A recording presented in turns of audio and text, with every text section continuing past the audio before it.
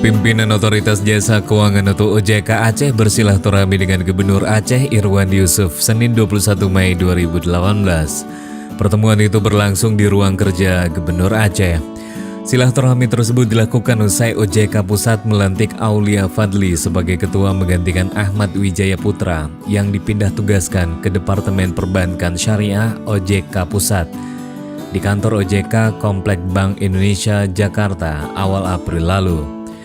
Dalam pertemuan tersebut, Aulia Fadli mengatakan pihaknya mengemban tugas mengoptimalkan program pemerintah daerah terkait keuangan di daerah.